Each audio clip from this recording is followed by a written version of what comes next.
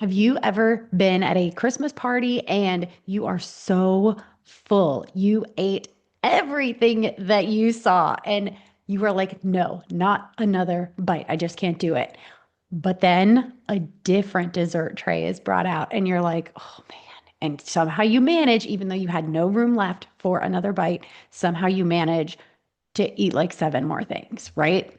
Well, I'm telling you about this because it is a thing called sensory specific satiety and the variety effect. So these are actual nerdy terms. I'm telling you about this because holidays are prime season for going into gatherings where the food is just on display and calling your name like it's a siren from the old Greek Odyssey or something.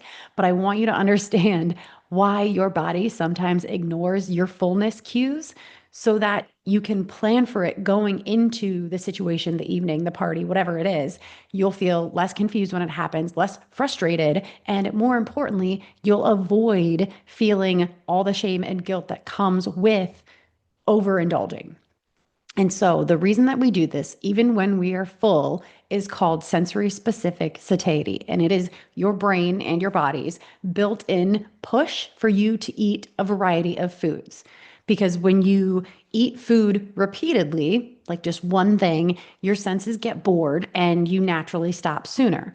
And so this effect, this sensory specific satiety, it's a tongue twister, I promise, but it is your normal way of making sure that you get a mix of nutrients in a normal, varied diet. So lots of different foods equals lots of different nutrients. So this is a good thing, like when we're talking about evolution speak.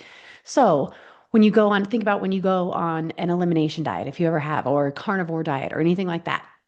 It's a feature of the diet, not a flaw. So if you have a 1 pound steak for dinner, it sounds amazing when you start out, but then like 12 bites in, you're like, okay, I'm kind of over this steak because your senses are just done with it. They're bored. And that's why those diets work shockingly well for overeating control because there's less variety. So there's fewer cravings, there's fewer calories, and there's no temptation to go back for round two and round three because you're like, yeah, I just don't want any more steak. I've had enough. I'm good. So now back to the holiday situation where the parties have buffet lines full of options, even if it's like an official one where there is actual buffet line or just a party, a gathering at someone's house where everybody brings a dish, there's tons of stuff that you haven't had or haven't had in a while. And so your sensory system is lighting up like, yes, give me all of it. Give me all the variety, even if you are already full. So that layering of salty and sweet and crunchy, it makes you want to keep eating longer and longer purely because your body's like, ooh, there could be some type of new nutrient in there. So let's eat it. And it's not that you fail at being disciplined. It's not that you have no willpower. It's none of those things. Your body is doing this. This is a natural response to your body's biology. That's what it was trained to do or what it was made to do. So I have two strategies for you today to avoid the buffet mode on autopilot, but still have indulgences, still have treats because it's the holidays. So the first strategy is to eat beforehand. If it isn't a sit down dinner, like if it's a buffet line, like grazing all night kind of thing. So if you're walking into the party and like I said, you're free range humans, you just get to graze and pick at food all night. You can stop that before it even starts by eating beforehand. You can commit to yourself and say, tonight, I just want it to be about socializing.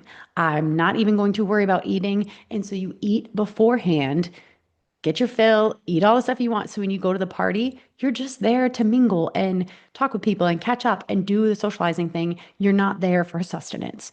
And it completely eliminates the need for you to demonstrate this massive amount of willpower because you already ate. So it's just off the table.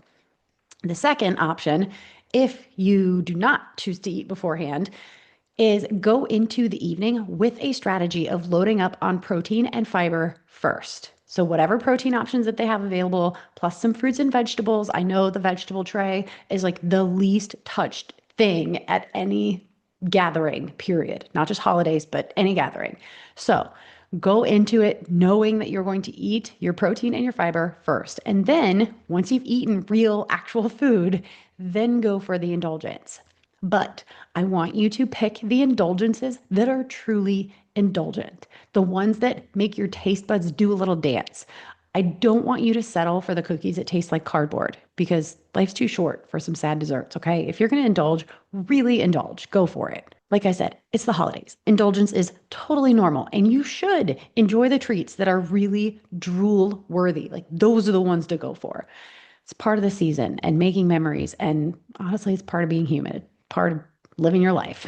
So, being in good health and living a mostly healthy life is so that you can show up more fully to, yes, daily life, but also these fun events and live a little. But the basics that have you feeling good don't have to disappear the second that a buffet line appears.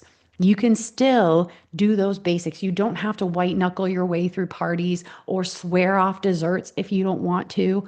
The goal is to just stay fed, nutrients, our body needs it, and then also to be selective so that you don't go nuts every time a new food plate is set out. If that's not part of your plan, you don't have to just give in to those urges. So, yes, enjoy the holiday magic and all the treats that come with it, but don't make it an extreme sport. You can indulge, you can still feel good at the end of the night. Just don't forget the basics that keep your energy up when the third cookie tray tries to test you.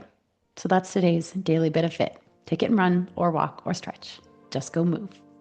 That's it for today's daily bit of fit. I'm Coach Mack from Running with Bacon, reminding you that small steps really do add up.